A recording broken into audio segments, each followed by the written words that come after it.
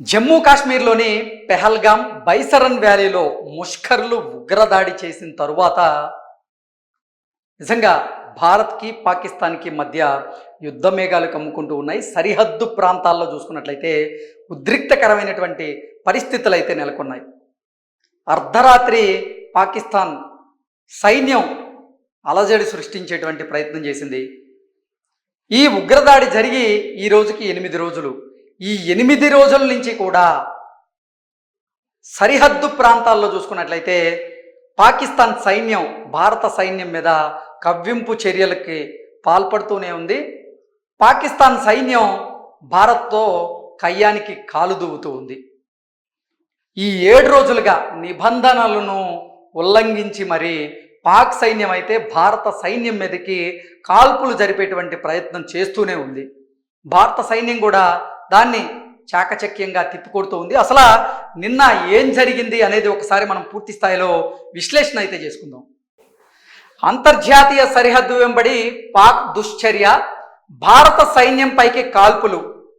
నియంత్రణ రేఖ అంతర్జాతీయ సరిహద్దు వెంబడి పాక్ ఆర్మీ కాల్పులకు దిగింది. దీన్ని భారత్ సమర్థవంతంగా ఎదుర్కొంటోంది.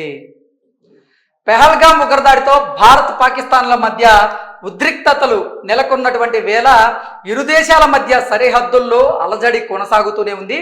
గత కొన్ని రోజులుగా నియంత్రణ రేఖ వెంబడి కవ్వింపు చర్యలకు పాల్పడుతున్నటువంటి దాయాది సైన్యం వరుసగా 6వ రోజు కూడా దుశ్చర్యను కొనసాగించింది. తాజాగా ఎల్ఓసితో పాటుగా అంతర్జాతీయ సరిహద్దు వెంబడి కాల్పుల విరమణ ఒప్పందాన్ని ఇప్పుడు పాక్ సైన్యం అయితే ఉల్లంఘించింది. జమ్మూ కాశ్మీర్లోని 4 సరిహద్దు జిల్లాల్లో పలు సెక్టార్లలో భారత సైన్యంపైకి పాకిస్తాన్ సైన్యం కాల్పులకి తెగబడింది.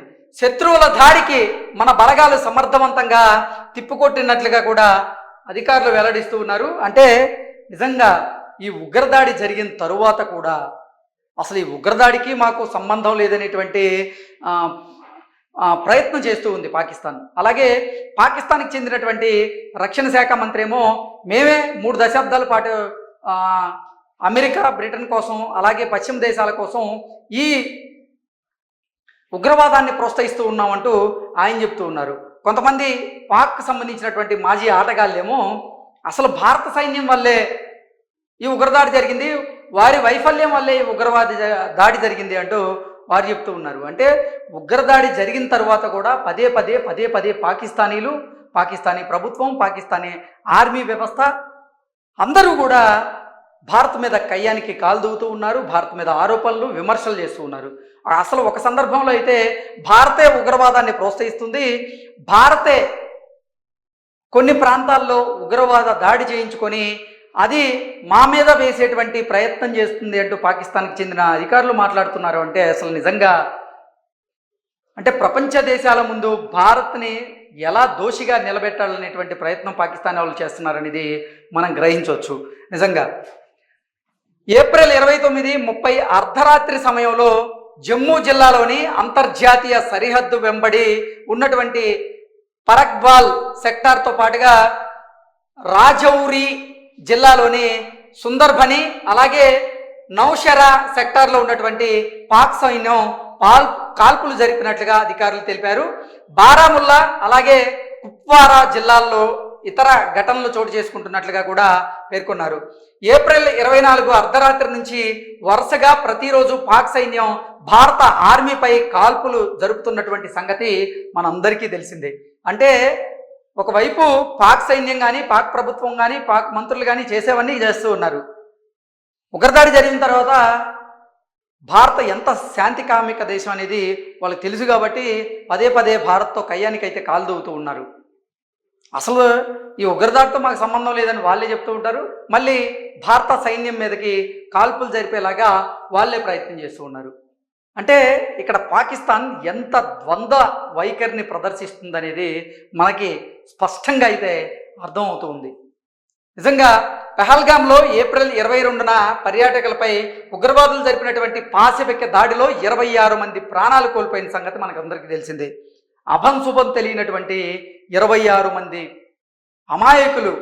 అమాయక పర్యాటకులు ప్రాణాలను కోల్పోయారు. వారి మృతదేహాలను చూసిన తర్వాత యావత్ భారత జాతి రగిలిపోయింది. ఈ ఉగ్రదాడికి కారణమైనటువంటి ఉగ్రవాదులను ప్రోత్సహిస్తున్న ఉగ్రవాద సంస్థలను, ఆ ఉగ్రవాద సంస్థలను వెనకుండి నడిపిస్తున్నటువంటి పాకిస్తాన్ని మనం ఎట్టి పరిస్థితుల్లో వారికి తగిన బుద్ధి చెప్పి తీరాల్సిందే అంటూ కూడా భారత ప్రజలందరూ కూడా ముక్తకంఠంతో ఈ ఉగ్రవాద దాడిని ఖండించారు. అలాగే ప్రతీకారంతో రగిలిపోయారు. భారత ప్రభుత్వం మాత్రం నిజంగా ఈ ఉగ్రదాడి తరువాత వ్యూహాత్మక మౌనాన్ని పాటిస్తూ ఉంది. మౌనం అంటే కొన్ని కీలకమైనటువంటి నిర్ణయాలు భారత ప్రభుత్వం తీసుకుంది. అలా అని చెప్పి గతంలో అంటే ఈ కొన్ని ఘటనలు జరిగాయి. ఆ ఘటనలకు సంబంధించి భారత ప్రభుత్వం అయితే పుల్వామా దాడి చూసుకున్నట్లయితే భారత ప్రభుత్వం దానికి ప్రతీకారం తీర్చుకుంది.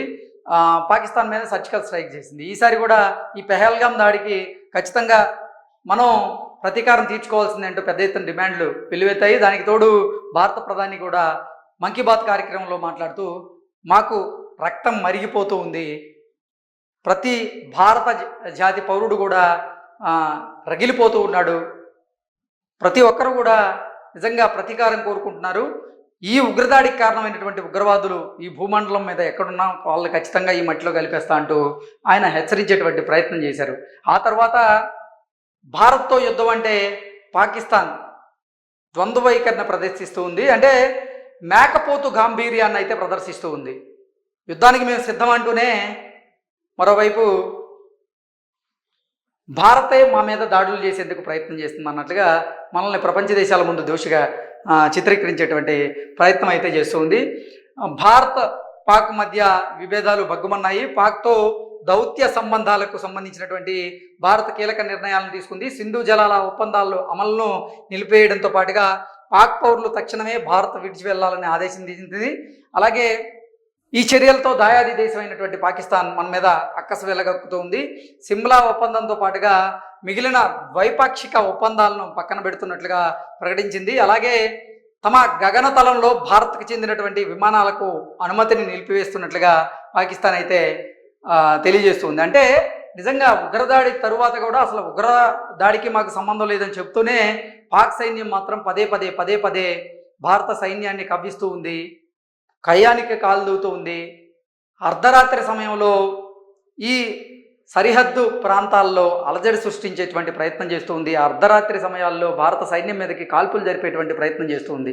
కానీ భారత సైన్యం మాత్రం సంయమనం పాటిస్తూ ఆ కాల్పులకి సరైనటువంటి ధీటైనటువంటి సమాధానం ఇస్తూ ఉన్నారు తప్ప ఇప్పటి వరకు భారత ప్రభుత్వం నుంచి అలాగే భారత సైన్యం నుంచి మాత్రం ఎటువంటి చర్యలు అయితే లేవు. అంటే రానున్న రోజుల్లో ఖచ్చితంగా ఆ ఘటనకి ఉగ్రదాడికి ఖచ్చితంగా మనం ప్రతీకారం అయితే తీర్చుకునేటువంటి అవకాశం ఉంటుంది.